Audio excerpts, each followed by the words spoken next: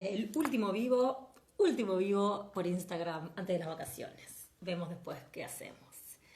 A ver si se suma Fede, lo tengo acá en WhatsApp confirmando. Preparando la oficina, me dice. A ver, a ver. ¿Quién se suma hoy? La Steffi. Hay tanto tiempo. Qué lindo ver. Es re lindo ver gente así que hace mucho que no veo. Es como que estamos un poquito más cerca. ¿Todo bien? ¿Me escuchan bien? ¿Se colgó un poquito? A ver. Que no se me haga larga la espera.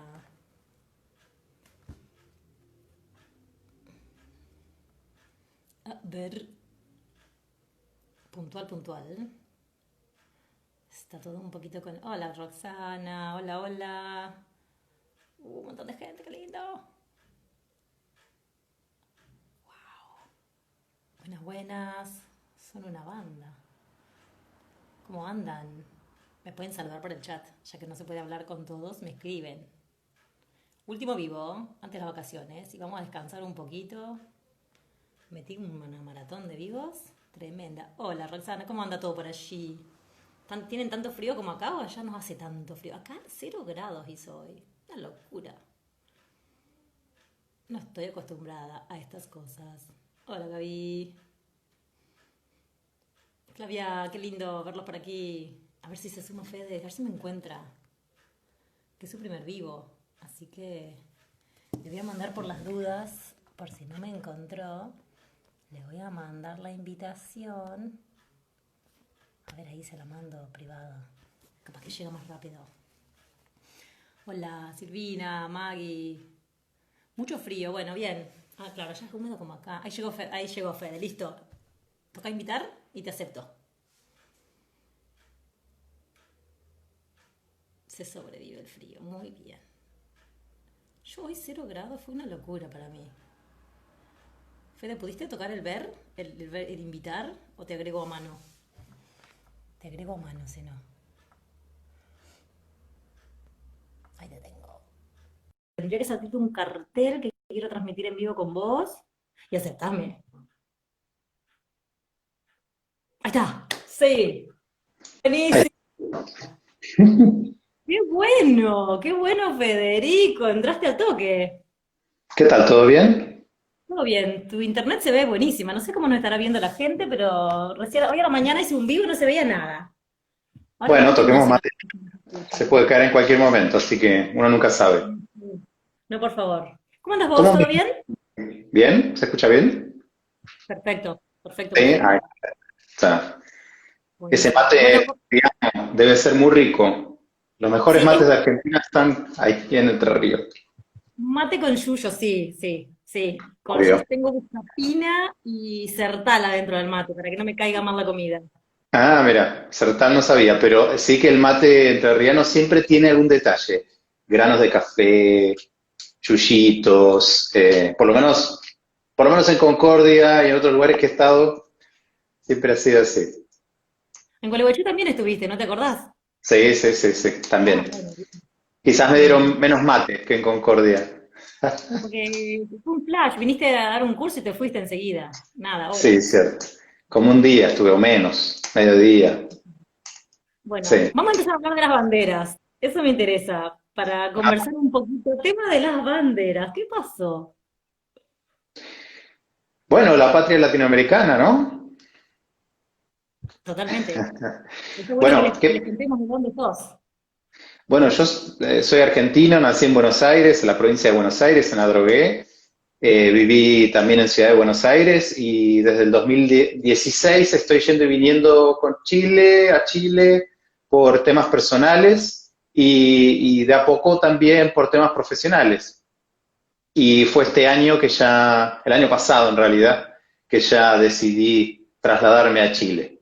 Así que concursé un cargo en la Universidad Estatal de O'Higgins, que es una universidad nueva creada por Bachelet en su presidencia, parte del producto de los reclamos estudiantiles muy conocidos del 2011 y de antes también, y de la mano también de lo que acá se llama la gratuidad, que después podemos charlar en qué consiste.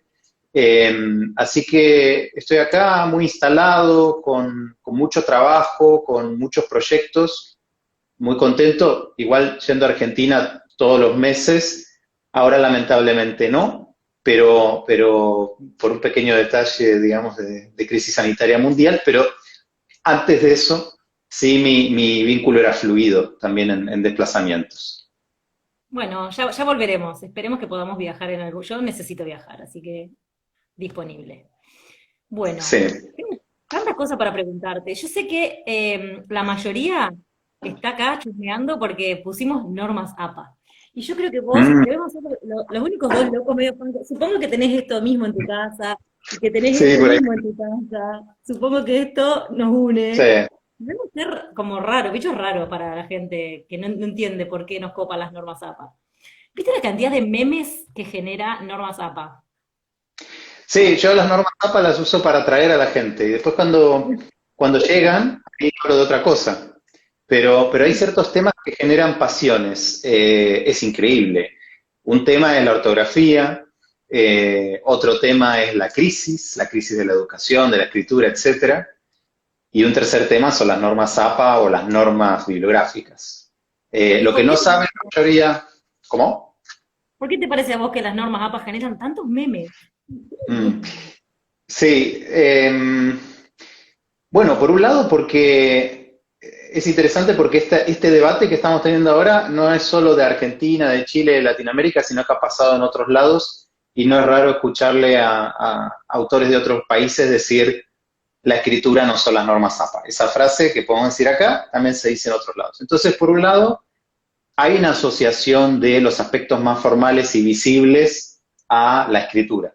Entonces, los profes y las profes de todas las áreas reproducen cierta asociación entre una cosa y la otra, ya sea la ortografía, ya sea el formato, ya sea las normas de estilo, ¿no? Entonces, hicimos algunas investigaciones sobre esto y hay otras que hizo otra gente en donde le preguntamos a los profes qué tipo de indicaciones de escritura dan y muchas veces dicen el formato, o las normas APA, o no cometer faltas de ortografía, es decir, indicaciones de tipo superficiales.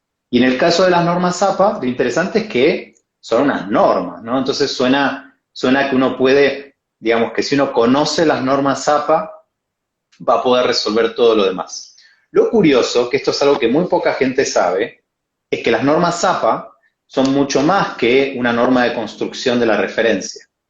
El manual de normas ZAPA, recomiendo a quien pueda que lo compre o lo consiga, porque tiene indicaciones S. Se puede fotocopiar, se pueden hacer maneras, tampoco no hay que gastar dinero necesariamente, pero el manual de normas ZAPA es un manual de escritura muy amplio, que por ejemplo tiene apartados sobre ética de la investigación, tiene apartados sobre reporte de resultados, tanto cualitativos como cuantitativos. Entonces, hay elementos que van mucho más allá de la norma, que igual los podemos discutir. Pero si realmente, digamos, cuando pedimos las normas APA, diéramos las normas APA, ¿sí? Realmente daríamos muchas más orientaciones que cuando simplemente decimos primero va el autor, después va el año, después va punto, coma, etcétera. Esa última parte es la parte más superficial y más inútil, además, porque hay programas que lo hacen automatizadamente, entonces tampoco importa tanto. Está bien, hay que llenar esos programas con datos, pero te cuento mi experiencia, yo uso gestores bibliográficos y tengo la bibliografía ahí, y si la revista uno me pide MLA, lo exporto en MLA, y si me pide APA, lo exporto en APA. En el fondo, prácticamente no interactúo con la norma de construcción bibliográfica. Ahora, dicho eso, también tenemos que decir que la forma en que se construye la referencia, esto lo ha investigado Charles Weiseman, por ejemplo, habla del paradigma científico en el que te ubicas. ¿Mm? Habla del paradigma científico en el que te ubicas. Entonces, por ejemplo, las nuevas normas APA, las 7, si hay 3 autores o más, ¿sí? Se escribe et al. Se escribe el primer apellido y et al. Y eso para los que trabajamos, digamos, de las ciencias sociales hacia las humanidades no está bueno, porque yo necesito ver quiénes son esos autores, necesito ver quién es el tercer autor. Es un dato muy importante. Entonces, está pensado más en una lógica de ciencias duras, experimentales, donde puede haber 18 autores y en el fondo no importa tanto. Entonces, incluso las normas APA tienen por detrás un paradigma científico, un paradigma de investigación, una visión de qué es construir conocimiento. Tremendo. La verdad que sí, yo lo aprovecho muchísimo. También tenemos la limitación de que está en inglés, así que el que por ahí no sabe inglés también tiene que tener un extra. Y algo importante que tienen, a mí me ha servido mucho, es que te contestan dudas. Viste que a veces hay un detallecito que necesitas preguntarles a ellos y contestan un montón. Cierto, Em, y ahí, perdón, sobre lo del inglés es importante, no hay que olvidarse de eso, porque son unas normas hechas en Estados Unidos por una asociación norteamericana o estadounidense para el inglés. Entonces hay preguntas que no resuelven. Por ejemplo, doy un ejemplo concreto que me parece que puede generar debate. Las nuevas normas APA, las 7 que salieron a fines del año pasado, se han puesto más políticamente correctas, ¿sí? Entonces ahora dicen que toda referencia que esté en un idioma distinto al del artículo tiene que ser traducida, el título tiene que ser traducido. ¿Mm? Bueno, ¿cómo hacemos nosotros en países periféricos, que muchas veces el 80%, hasta el 100% puede estar en inglés o en otros idiomas, en francés, en alemán, portugués, las referencias? ¿Tenemos que traducir todas las referencias? Lo cual no entiendo implicaría cuál es la diferencia. 1000 palabras más.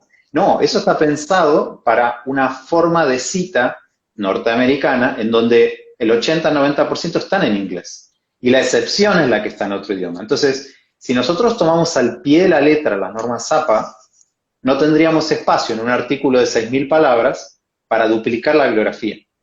Y este es un problema que no sé qué vamos a hacer con eso. Nosotros, ahora hay un libro que está por salir, qué sé yo, donde se rige por normas APA 7. Entonces, ¿qué vamos a hacer? ¿Vamos a hacerlo al pie de la letra? Está bueno que se traduzcan los títulos, eso se agradece. Antes era solo si no estaban en inglés, pero no está pensado es totalmente etnocéntrico, o norteamericacéntrico. No está pensado para formas de citación de otros países. Totalmente, sí, totalmente. Pues es que uno de los capítulos que tienen ellos, y que es otro tema que podemos charlar eterno, que es el plagio y el autoplagio, ¿no? Sí, Yo te cierto. pregunto, primero vamos a básico, para estudiantes de grado, ¿no? ¿Por qué no puedo copiar? Si está re lindo puesto ahí, y si todos lo saben, ¿por qué tengo que citarlo? Hoy Bueno, discutía con temazo. un alumno que debe estar ahí, no sé si estará por ahí, que me decía, ¿por qué te tengo que poner que lo dice fulano? Yo ya lo sé. A ver. Bueno, primero quiero decir, para derribar un poco algunos mitos, tengo un artículo que leí hace poquito y después te puedo pasar la referencia, donde estudian abstracts enviados a un congreso a lo largo de los años y buscan el autoplagio, ¿sí? Que es un fenómeno muy común.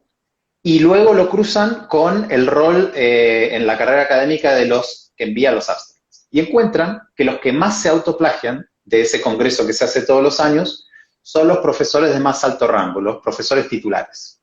Entonces, esto es súper importante porque en el discurso de los estudiantes hacen plagio, hay que tomar en cuenta que el fenómeno del plagio se da en todos los niveles. Primera cuestión. Segunda cuestión, en realidad la ciencia se construye a partir necesariamente del recuento y el diálogo, ¿no? Y el intercambio con textos previos. Lo que pasa es que es un diálogo y un intercambio según ciertos mecanismos acordados que pueden variar.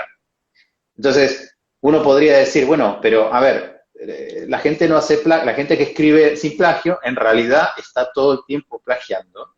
Lo que pasa es que lo hace de maneras esperables. Entonces, en ese punto es donde el enfoque sobre el plagio, sobre todo sobre estudiantes que no tienen tanta familiaridad con las citas, etcétera, no puede ser un enfoque punitivo, un enfoque que suponga que los estudiantes se quieren copiar, sino que tiene que ser un enfoque donde esa forma, digámoslo así, de plagio, digamos, disciplinarmente gestionado, se tiene que enseñar. Por otro lado, también tenemos que nosotros pedir tareas de escritura que no fomenten respuestas iguales de todos, ¿no? Eso también facilita ese proceso. Entonces, lo que sucede con el supuesto plagio, en realidad lo deberíamos llamar con otras palabras, por ejemplo, un término técnico, intertextualidad o diálogo con las fuentes, etcétera. Es un tema que hay que enseñar, hay que mostrar, hay que hacer ejercicios de cómo se selecciona, cómo se recorta un fragmento pertinente, cómo se lo comenta, cómo se lo evalúa. Y por otro lado, hay, bueno, incluso, vos sabés que hay herramientas de detección de plagio. Una de las más famosas es Turnitin. Y en realidad, las herramientas como Turnitin no te ponen una bandera roja y dicen, acá hubo plagio. Sino que te dicen, este texto se parece en cierto porcentaje a estos otros, y es uno el que tiene que evaluar, en función de qué se haga en esa disciplina, si el hecho de que se parezca en un 5% a otro texto es plagio, o está hecho de las maneras esperadas. No es un programa que te diga, no dictamina, solamente identifica fuentes. Y el uso que se le da a Turnitin en las universidades que lo compran porque es un producto pago y caro, es pedagógico. Consiste en enseñarle a los estudiantes a usar el programa, ¿sí? Por ejemplo, acá en Chile se hace eso, y que ellos mismos, antes de enviarlo, lo pasen por el filtro y vean si están usando demasiado de otras fuentes y no de aporte propio. Entonces, fíjate que incluso las empresas de detección de plagio fomentan un uso de esas herramientas que no es punitivo, sino que es pedagógico, ¿no? Es de enseñanza.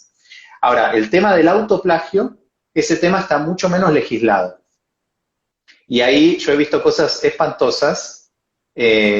Incluso me pregunto qué me daría el Turnitin pasando mis propios textos.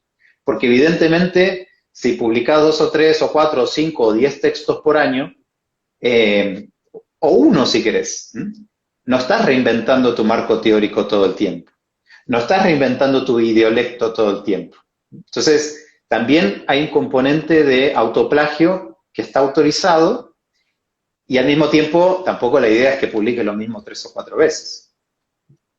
Así que el tema del plagio es un temazo y me parece que es central para los que enseñamos escritura o los que enseñamos cualquier cosa en realidad, porque siempre nos tenemos que basar en las fuentes. Y un tema que quiero mencionar también, después podemos ahondar, es que hay muchos estudios, nosotros hicimos uno hace poco, que se publicó el lunes de hecho, en donde los estudiantes muchas veces no citan o tienen relaciones conflictivas con las fuentes, no porque no sepan, sino porque no quieren. Y eso... Por favor. Dale. Estuve viendo un video que compartiste hace un mes, no sé si estaba hablando de la misma investigación, que leías cartas de estudiantes o algo así, y una de los fragmentos, ya no recuerdo, eran varios, como con seudónimos estaban, y en uno citaste a una estudiante que dice, nos obliga a citar a los supuestos expertos, y en otro momento de la carta decía, no sabía cómo relacionar el autor, y en otro, no tengo que andar buscando autores. O sea, hay como una resistencia, ¿no? De estudiantes que Claro, toman postura, no solo que quieren copiar por copiar. exacto. Entonces, eso también hay que tomarlo en cuenta. Los estudiantes tienen agencia, como ha investigado Virginia Zavala y muchos otros. Entonces, muchas veces no es que no saben citar, sino que no quieren citar porque quizás no están acostumbrados o acostumbradas a que el uso de esas referencias son una manera de validarse y una manera esperada de validarse. Entonces sienten que, como algunos testimonios que están por ahí, conocidos en la bibliografía, sienten que no pueden, digamos, hay una estudiante que dice en uno de estos trabajos, si querés que te diga lo que dice el autor, te digo lo que dice el autor, pero no me preguntes mi opinión. Si me preguntas mi opinión, ¿para qué voy a usar al autor? Entonces, este tipo de tensiones hay que tematizarlas, hay que trabajarlas. No es que el estudiante es una tabula rasa en donde nosotros venimos con nuestro manual de normas APA y le pegamos en la cabeza, sino que tienen una relación con ese saber. Y ese saber puede ser muy disruptivo de las identidades. Puede ser, o sea, esta idea de que, justo ahora estoy leyendo bastante sobre eso, muchas veces la enseñanza de la escritura académica y de la cultura académica amenaza las identidades de los estudiantes. Y cuando digo amenaza no es algo abstracto, significa que esos estudiantes se empiezan a comportar de maneras extrañas, ¿sí? Extrañas, y sus círculos sociales empiezan a estigmatizarlos o a reclamar que vuelvan a ser los que eran antes. Esto es algo que nosotros investigamos y encontramos, pero está ampliamente consensuado en la bibliografía. Entonces, por ejemplo, acá en la investigación que hicimos, los estudiantes nos cuentan que sus padres reclaman porque están todo el día encerrados estudiando, porque ya no participan en la cena familiar, por ejemplo. ¿Sí? Porque empiezan a hablar raro. Una estudiante en el artículo que publicamos el lunes dice, mi novio se ríe, agarro el teléfono y reservo una habitación en un hotel y mi novio se ríe porque empecé a hablar de otra manera. Entonces, todos estos temas de la identidad vinculada al lenguaje es un tema que en general no está muy tematizado. Nos parece que nosotros venimos con una llama del conocimiento y convencemos rápidamente a los estudiantes de que esto es magnífico y no funciona así. Hay otras formas de literacidad, hay otras formas de participación y de identidad, y muchas veces lo que a nosotros nos parece fantástico o natural es súper amenazante. Compartiste en Facebook una nota sobre esto, ¿no? Sobre el quitarle un poquito de, hasta diría yo, tal vez de prestigio a formas de comunicación que no son tan aceptadas en la academia, pero ¿cómo hacemos? En mi grupo, ¿eh? Sí, demasiado. Tengo Dale, un dale, seguí. grupo, en primer año hay profes de esa misma materia de otros departamentos que se llama Oralidad, Lectura, Escritura y TIC, y se supone que en ese espacio deberíamos alfabetizarlos, ¿no? Introducirlos al mundo académico en términos de lectura y escritura. ¿Cómo hacemos con todo eso que trae? Mira, justo, como te decía, estoy leyendo bastante sobre este tema para un artículo que espero que salga pronto. Y hay unos autores que me gustan mucho, que se llaman Rosa y Flores, y que estuve leyendo últimamente. Son un poco radicales, ¿no? Entonces me parece que hay que ponerlos en relación a otros, como otro autor también del que estuve hablando bastante, que se llama Eli Goldblatt. Y estoy hablando de gente muy comprometida, ¿eh? Entonces, y lo que dicen Rosa y Flores, que me parece ellos y yo estoy elaborando una distinción que quiero compartir con vos, es que hay tres posiciones sobre este tema. ¿No? La posición que tenemos cierto consenso que no está bien es la posición que vamos a llamar aculturar al estudiante. Aculturación. ¿Sí? La aculturación es la forma tradicional y es decirle, mira, esa manera que tenés de hablar, de pensar y de comunicarte está mal. Es deficiente, es restringida, está equivocada. Y la vamos a reemplazar por esta otra. Ese enfoque de aculturación es un enfoque que estamos de acuerdo, digamos, en varios lados, que no corresponde porque genera fenómenos expulsivos, elitistas, no funciona. Bueno, hay una posición intermedia, que es una posición que a mí me empieza a simpatizar más y de la que he hablado en algunos textos, que es encultural, enculturar. Ya no aculturar, sino enculturar. Y en esta posición es una idea en donde se valora y valida y entiende y tematiza, incluso se usa en aula, las formas de comunicar, los dialectos, quizás las primeras lenguas distintas al español o a la lengua que se está trabajando en aula, se traen al aula y no se estigmatizan, se valoran. Pero en esta posición de enculturación hay una posición de adecuación. Entonces, el discurso es algo así. Bueno, en tu casa, ¿sí? O con tus amigos, etcétera, usas estas formas de comunicación, de argumentación, por ejemplo, etcétera, pero cuando escribas este artículo, cuando escribas el currículum, cuando hayas una entrevista de trabajo, intenta usar estas otras formas. Mucha gente que está en esta posición es gente comprometida socialmente y dice, yo lo que quiero es dar herramientas semióticas para que haya censo social, equidad, etcétera. Bueno, pero podemos ir poniéndonos un poco más, digamos, radicales y decir que esa posición mantiene las estructuras desiguales, jerárquicas, de distribución inequitativa de poder y de temas raciales, étnicos, etcétera. Entonces, nos podemos ir a una posición más radical, que yo llamaría emancipatoria o multicultural, en donde se intenta habilitar en el aula todas las formas de comunicación posibles y no se valora una sobre otra. Esta posición es radical porque no está claro cómo hacerlo. Entonces, hay debate respecto a la gente que tiene esta posición un poco más radical sobre cómo transformar eso en una pedagogía. Mi posición en estas tres opciones, y también es la posición de algunos, esto está en debate, ¿sí? No creo que haya un acuerdo. Es una posición de enculturación, pero una posición crítica y también una posición donde se incluyen esas otras voces. Entonces, una posición de enculturación crítica, lo que diría es tratar de, digamos, enseñar competencias transferibles y rasgos del discurso académico esperado en ciertos ámbitos, pero al mismo tiempo tematizar que eso no es como las cosas son, sino que eso es una configuración histórica particular que no tendría por qué ser así. Entonces, al tematizar eso en aula, tematizarlo de verdad además, ¿no? Y decir, por ejemplo, vamos a las normas APA otra vez. ¿Por qué normas APA? ¿Por qué usar las normas APA que son de una asociación norteamericana? ¿Qué tiene que ver conmigo? ¿Sí? Una asociación de Estados Unidos. ¿Por qué no usar las normas, como hacen en Brasil, las normas, no me acuerdo cómo se llama la institución, pero es algo así como, no sé, hay colegas brasileños conectados y me podrán corregir, pero es una asociación nacional, digamos, bibliográfica, que estipula sus normas. Cuando publicas en Brasil, usan unas normas que no se parecen a nada, pero son normas Tuvimos que propias. aprenderlas hace poquito, tuvimos que aprenderlas de Ah, completo, porque es totalmente propio. Me encantó eso. totalmente propio. Entonces, ¿por qué no tematizar eso? A ver, ¿por qué no desarrollamos unas normas propias donde el tema que hablábamos antes, de inglés-español, aparezca? ¿Mm? Esas Entonces, ABNT.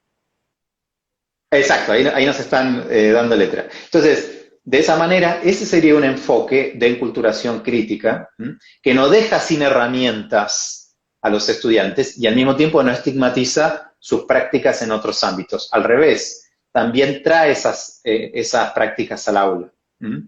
Y insisto, un tema que me parece re interesante y lo podemos plantear acá, es que no existe una pedagogía inclusiva de la escritura. No existe todavía. No sabemos cómo hacerlo, no hay manuales al respecto. Acá en Chile con un equipo estamos trabajando en un manual de escritura con ese enfoque, que espero que se publique el año que viene. Nos está ayudando, por ejemplo, Teresa Lilis, que es una persona que ha trabajado esto, es una de las autoras, para tratar de pensar, bueno, de qué manera podemos movilizar eso. Y algo sobre lo que varios autores han hablado, Teresa es una de ellas, Teresa Lilis de Open University en Inglaterra, hay otro autor que se llama Kanagaraja en Estados Unidos, originario de Sri Lanka. Ellos dos, por ejemplo, son autores que no se citan mucho entre sí, pero que proponen algo parecido, y es que los textos que nosotros pidamos en aula, habilitemos la hibridez. Habilitemos la hibridez. Entonces, que en un mismo texto haya fragmentos más academicistas, si querés, pero que también haya otros fragmentos de otros tipos. Entonces, es una manera de encontrar esta posición bastante inclusiva, equitativa, modificadora de las prácticas, pero tampoco tan radical como para dejar a la gente sin herramientas.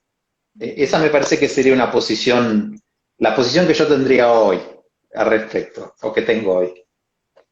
Totalmente.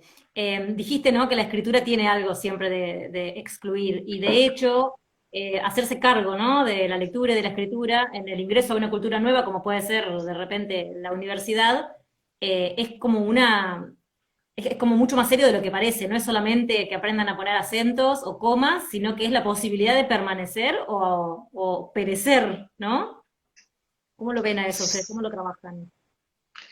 Bueno, es interesante porque la historia de la enseñanza de la escritura en educación superior, si estamos hablando de educación superior, en Estados Unidos, por ejemplo, y en Argentina, en ambos casos responde mucho a esa necesidad, a una mirada que en su origen no estaba muy bien informada por la teoría, pero estaba informada por la teoría que había, y era una mirada remedial. Entonces, una mirada remedial en donde tenemos que nivelar a los estudiantes que ingresan para que puedan culminar con éxito sus estudios de educación superior.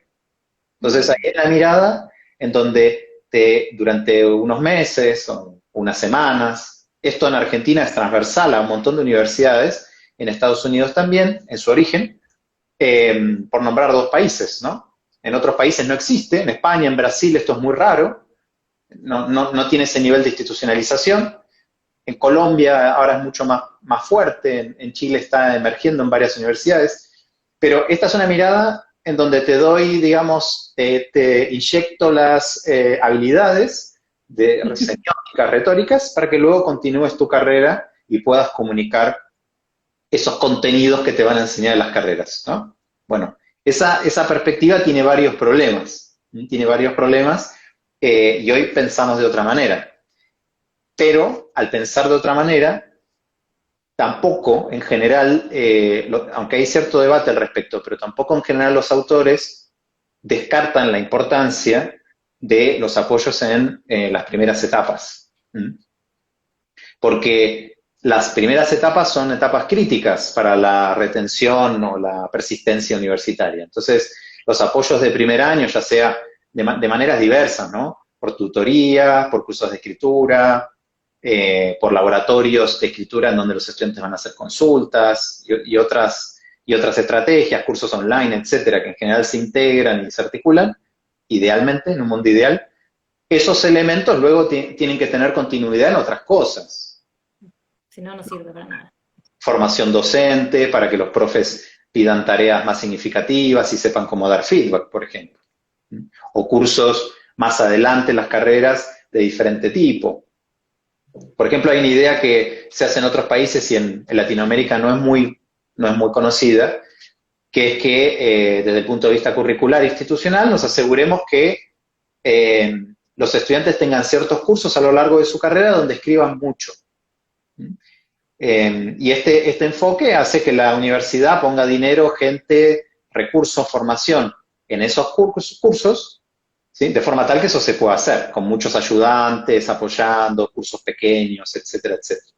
Y uno ahí se asegura que el graduado o la graduada haya escrito mucho en algunos cursos clave, ¿no? Ese es, por ejemplo, un enfoque complementario al que decía, más tradicional, pero igual necesario, de escribir al principio. Y ahí esa idea de simplemente, digamos, enseñar escritura para que luego aprendas contenidos, se complejiza más, porque estás empezando a enseñar más cosas, ¿no? Totalmente. Vos sabés que trajiste a colación un poquito el tema de la enseñanza de la escritura. Y hay uno de tus videos en tu canal de YouTube que trabajas mucho con... No estás solo, estás con... no me acuerdo con quién. Que hablas mucho de aprovechar el modelamiento como estrategia de enseñanza, el valor que tiene el estar expuesto a textos, sobre todo género a los que ellos no sé, nadie en su sano juicio en la infancia ve una monografía como género, ¿no? De recreación ni nada por el estilo, y de repente tener que escribir una y no tener modelos es todo un problema, ¿no? Aparte del Sí. modelamiento o junto con el modelamiento, ¿qué otras ideas nos podés dar para mejorar la enseñanza de la escritura? Sí, mira, ya el tema del modelamiento es un temazo y tiene como varias aristas, ¿no? Porque, ¿qué quiere decir modelamiento? Ahí habría que ver diferentes opciones. Entonces, modelamiento quiere decir, primero que nada, que te muestre cómo es un texto esperado, ¿no? Entonces, y eso en general no pasa. Entonces, mira, esta es una monografía del año pasado que tuvo un 10 o un 7, depende del país, las escalas, o una A. Bueno, acá está. Esta es una monografía del año pasado. Toma, te doy una copia. Eso para muchos profes es amenazante porque fomentaría el plagio y qué sé yo, pero bueno, en realidad si haces buenas tareas no fomentaría el plagio porque el plagio se notaría. Ahora, esa forma de modelamiento también puede complejizarse un poco más y puede haber un instructivo, ¿no? Un instructivo donde diga el paso a paso para llegar a ese texto esperado. Ujú.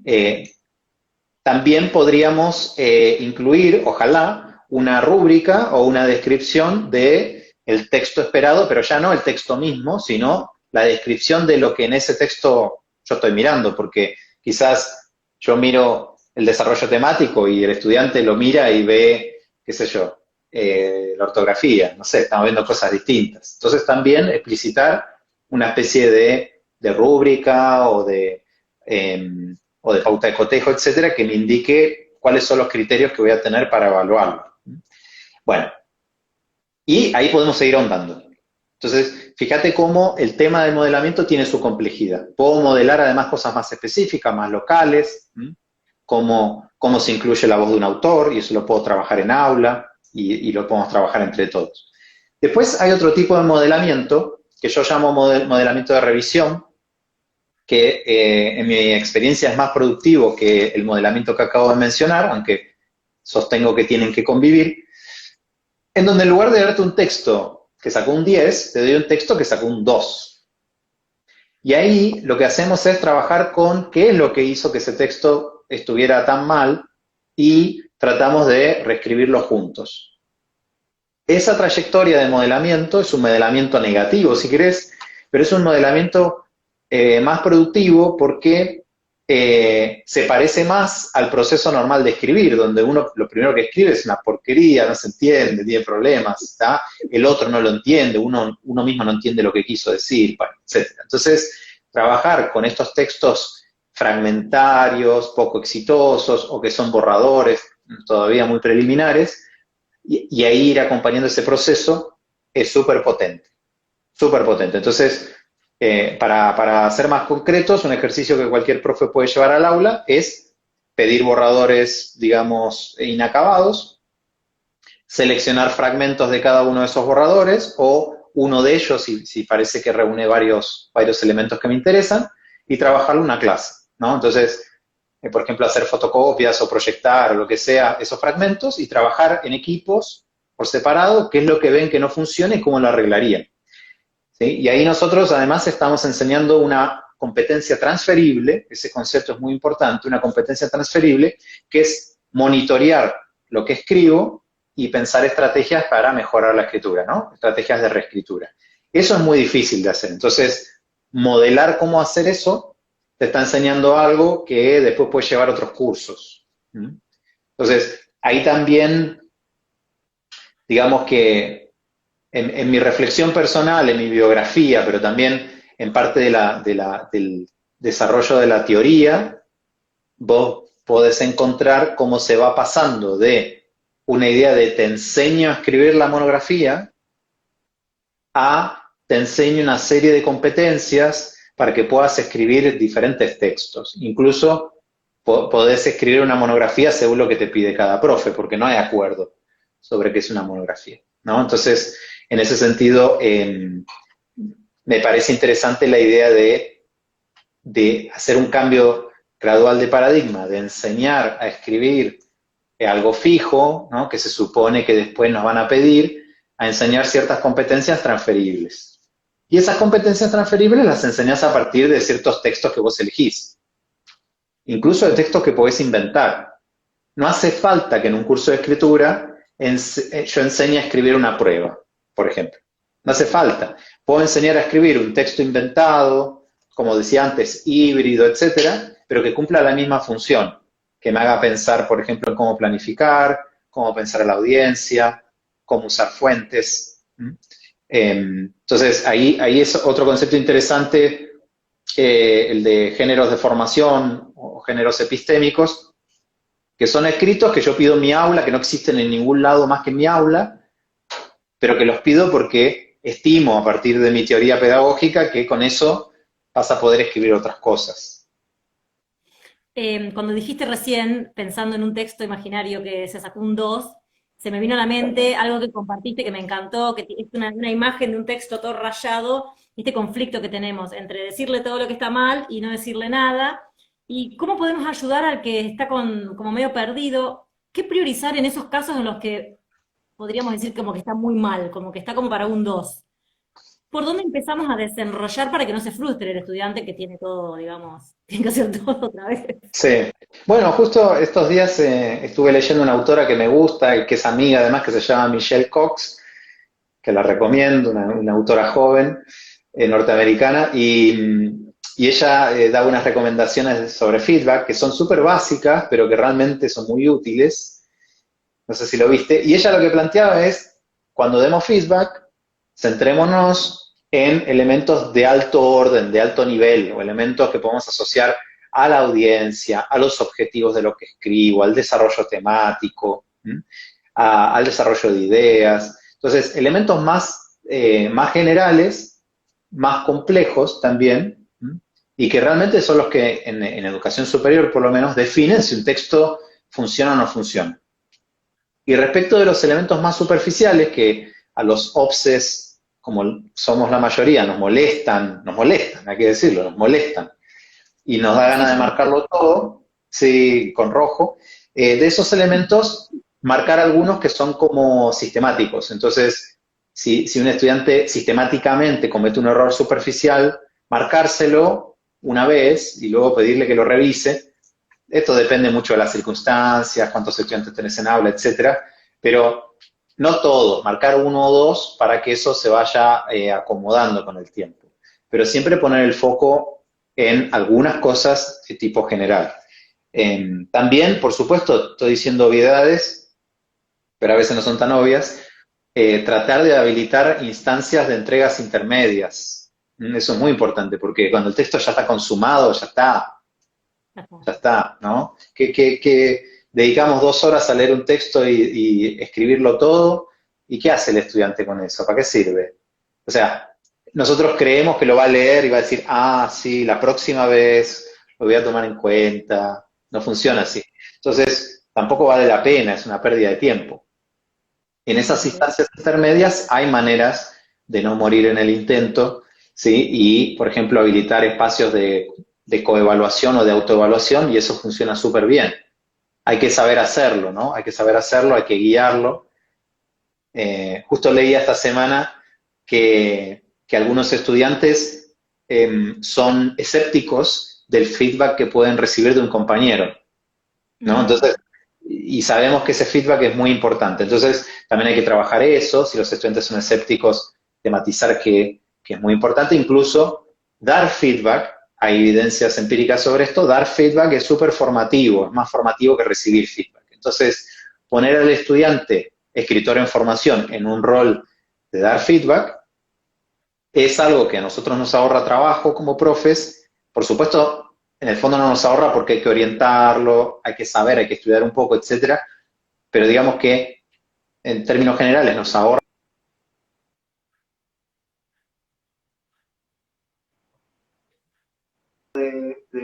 ¿Ay, me escuchan? sí, es un corte, un microcorte, pues, no te preocupes. Me entró una llamada. Esperen. Ah, no lo vas a atender ahora. Que espere un ratito.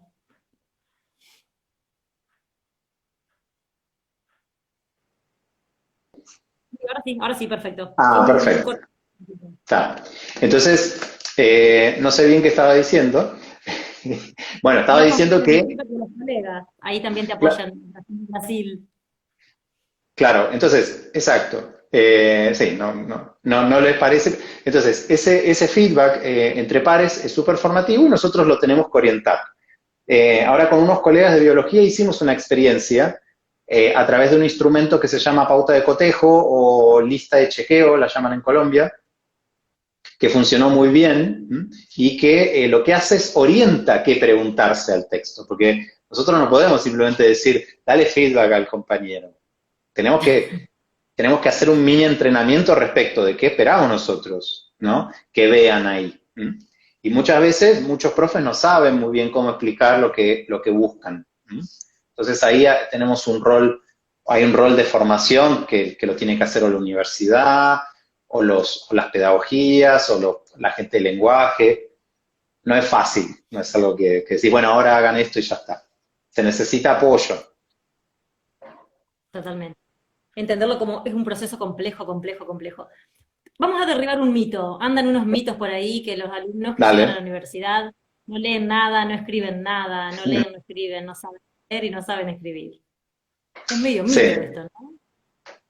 Mirá, tengo acá, no sé si lo viste, pero ayer estaba leyendo justamente un texto que te voy a aprovechar para leerte, lo tengo acá.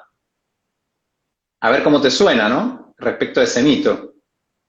Dale. Si A algo, ver. algo interesante compartiste. No quiero spoilear todo porque los que te vayan a buscar ahora a las redes van a decir, ah, esto ya lo dijo, ya lo dijo, ya lo dijo.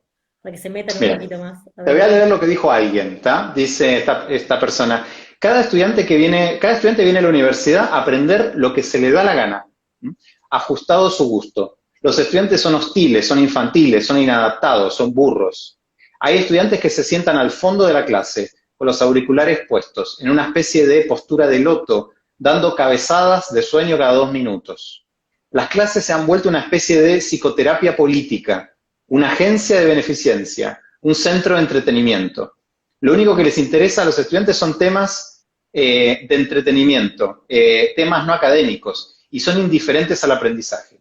Estos estudiantes están causando el fin de la educación.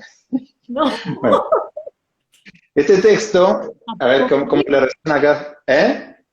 muy apocalíptico esto, ¿qué pasó? Bueno, ese texto que les leí, que está reconstruido a partir de un libro, lo dijo un profesor norteamericano en el 1976, ¿sí? En un libro que se llama El fin de la educación. Entonces es muy interesante porque muchas veces cuando escuchamos la misma queja hoy, ¿sí? Esa queja supone que en el año 76 no pasaba eso, ¿cierto? En el año 76 estaba todo fantástico. Entonces hay una posición muy reaccionaria muchas veces respecto a cierta universidad o cierta escuela del pasado. Y nosotros tenemos que saber, tenemos que estar atentos a eso, después sin desconocer las trayectorias educativas, digamos, distintas y con apoyos que se necesitan, por supuesto. Pero primero que nada tenemos que reconocer que este tipo de discursos apocalípticos se han repetido a lo largo de la historia. Hay algunos textos muy divertidos en el mismo tono del siglo XIX, en Harvard, y hay textos de los griegos, de la antigua Grecia, en el mismo tono. Entonces es muy chistoso que esto cada cierto tiempo se repita. Se repite primero porque todo tiempo pasado fue mejor. Pero nosotros tenemos que, y no es verdad, nosotros tenemos que recordar que en los años 60, 70, a la universidad argentina, latinoamericana, iban 100.000 estudiantes, 150.000, y hoy van 10 veces más, para dar números generales. La escuela secundaria muy poca gente la hacía, ¿sí? La primaria mucha gente no la completaba, había tasas de analfabetismo enormes en la primera mitad del siglo XX. Entonces, en realidad, en el pasado, los desempeños educativos, la formación de profes, la posibilidad de acceder, era un desastre. Era un desastre. Entonces, no estamos peor que antes, estamos mucho mejor que antes. Eso es lo primero que con datos duros, históricos, podemos decir. En segundo lugar, este tipo de declaraciones siempre surgen, cuando hay alguna movida progresista en los sistemas educativos, ¿no? Entonces, por ejemplo, acá en Chile, en 2015, Bachelet, la presidenta Bachelet, aprobó como un reclamo estudiantil histórico que la llevó a la presidencia también, la gratuidad universitaria para, digamos, las personas con menos ingresos. No es universal, es para las familias con menos ingresos. Y muchos decían que eso iba a llenar de vagos la universidad y que se iban a desperdiciar recursos, bueno, etcétera, etcétera. Esta cosa que no es lo que se está verificando, y por el contrario, los estudiantes que tienen la oportunidad de la gratuidad, más allá de que enfrentan grandes dificultades, porque muchas veces son los primeros universitarios de su familia, tienen una presión y un compromiso enorme, justamente por esa oportunidad en un país muy complicado en términos de ascenso social, como todos los países, ¿no? Pero en particular, tienen esa gran oportunidad y no se la están tomando a la ligera. Estas declaraciones que acabo de leer, no las dijo este profe en cualquier momento. Las dijo en un momento, en los 70, comienzo de los 70, cuando su universidad, City University of New York, abrió sus puertas a estudiantes no tradicionales, estudiantes afroamericanos, estudiantes latinos, estudiantes pobres, etcétera, etcétera. Entonces, este tipo de discursos responden, ¿sí?, a la ampliación, en Estados Unidos se llamó política de puertas abiertas, a políticas reinteresantes, pero también políticas muy difíciles. Son políticas difíciles que generan aulas, digamos, híbridas y que son heterogéneas y que requieren que nosotros nos formemos de maneras distintas, por ejemplo, para entender por qué un estudiante no cita, y para entender que no cita a propósito, y para entender qué hacemos con eso. Hablando de qué hacemos con eso, nos quedan poquitos minutitos. Me gustaría que nos des una reflexión final en este contexto de pandemia en el que leer y escribir está teniendo como otro significado. Estamos leyendo tal vez más, no sé, los revoleos de PDF famosos, tal vez se les esté pidiendo más tareas de escritura, no lo sé, pero sí creo que es un lindo momento para decir, bueno, ¿qué hacemos? Más que nada con la escritura, que es tu tu área de expertise. ¿Qué hacemos con la escritura, la educación online, a la que nos vimos arrojados de repente? Bueno, una cosa que está pasando que es súper interesante es que de pronto los padres, las madres, los parientes, estamos viendo exactamente qué es lo que hacen nuestros hijos en la escuela. No sé si lo has notado. Entonces, tenemos mucha más información, mucho más detallada, de qué pasaba en esas horas que nosotros estábamos trabajando y nuestros hijos estaban en la escuela. Y muchas veces lo que encontramos no nos gusta tanto.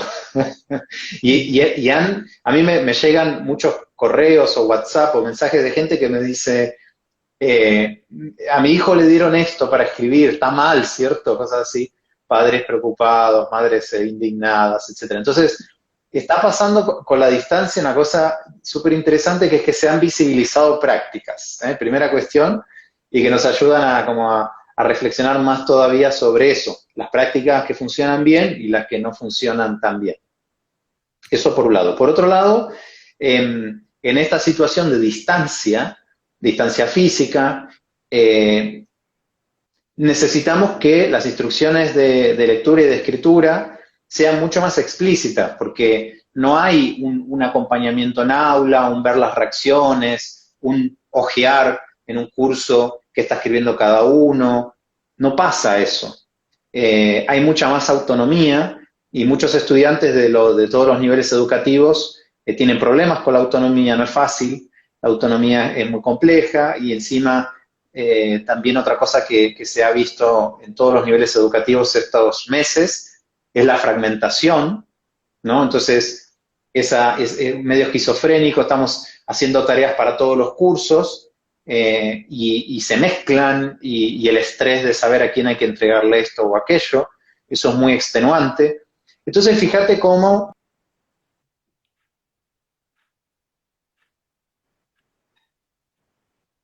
¿Me escuchás? Sí, un cortito, me dijiste, fíjate cómo, y ahí se cortó un cachito. Bueno, fíjate cómo, sin romantizar, cómo esta situación requiere que, por un lado, las tareas de escritura y el feedback sea más explícito, lo cual es algo muy positivo y ojalá los profes que lograron hacerlo quede instalado, ¿sí? Y por otro lado, también hay una oportunidad más general, y que ojalá algunos profes lo estén haciendo, de pedir trabajos colaborativos, ¿no? Acá, por ejemplo, en Chile, el Ministerio de Educación envió unas recomendaciones curriculares excelentes, excelentes, ¿eh? Más allá de la ideología del Ministerio de Educación o del gobierno de turno, el Ministerio de Educación envió una especie de currículum de emergencia donde dice, bueno, estos son los objetivos de aprendizaje, de todos estos tenemos que centralizarnos, estos son los más importantes. Y en esas recomendaciones, es un documento que está en internet y me parece excelente, una de las recomendaciones es aprovechemos a pedir un trabajo que tribute a 2 o 3 asignaturas. Y me parece que eso haría que esta locura, esta sobrecarga, ¿no? En una situación de mucho estrés, angustia, enfermedad concreta, ¿no? Es también una oportunidad súper interesante de trabajo articulado, que es algo que nos cuesta hacer, es algo que la institución no fomenta la colaboración por un montón de motivos. Motivos algunos entendibles que tienen que ver con que es difícil burocratizar la colaboración.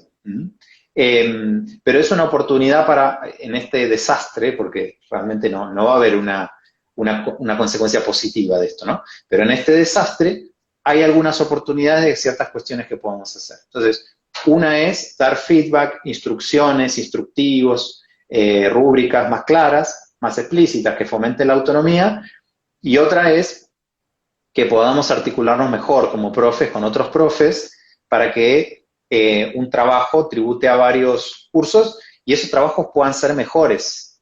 Y acá volvemos a lo del principio, a lo del plagio. Fíjate, yo en los cursos que doy en la universidad tengo que tematizar que si hacen un mismo trabajo para 2 cursos, no está mal. Dicen, pero ¿estás seguro, profe? ¿Estás seguro que puedo entregarlo en 2 cursos? Sí, estoy seguro. Obviamente tenés que hacerlo mejor que si lo hubieses hecho para un solo curso, porque tenés más horas para hacerlo. Tenés más profundidad, podés integrar más bibliografía. Pero el estudiante lo ve casi como una trampa, ¿eh? no quiero caer en la trampa. Bueno, Entonces, Fede, hay una estructura. imposible agotar todos los temas, cuando hablamos de escritura nos copamos, así que esto se corta, en 3 minutos se me va a cortar, así que quiero agradecerte enormemente, sé que estás recontra ocupado, que hayas aceptado hacer un vivo, mi último vivo en Instagram antes de las vacaciones, así que me despido con vos, una de las citas más recurrentes en mi tesis, así que bueno, para mí un Muchas gusto, gracias. y bueno, te agradezco enormemente que hayas aceptado. Te agradezco por esta charla y hagámosla otra vez en el futuro con todos los temas que quedan pendientes. Me encantó, quedaron como 5 puntas abiertas, ideal. Y me parece que esta iniciativa está buenísima. Te felicito, me parece súper original, muy bien divulgada, además muy bien pensada. Así que te felicito por haberlo hecho y espero que además sea el principio de otras ideas de este tipo, Bueno, también de divulgación, de entrarle también a ciertos temas de maneras más, incluso personales, ¿no? sí, Incluso pensar cómo es que nosotros, vos, yo y la gente que está participando llega a ciertas conclusiones o a ciertas hipótesis a partir de vivencias, de dudas, de errores, ¿no? Entonces, totalmente. cómo la propia biografía habla de nuestra trayectoria de lectura también. Perfecto, me encanta, lo tengo en cuenta. Un montón de gente conocida, besos a todos, ¿sí? Después Sí, comparto el video en YouTube, te aviso. dale, dale. Que estés muy bien. Gracias. Saludos a todos. Chao.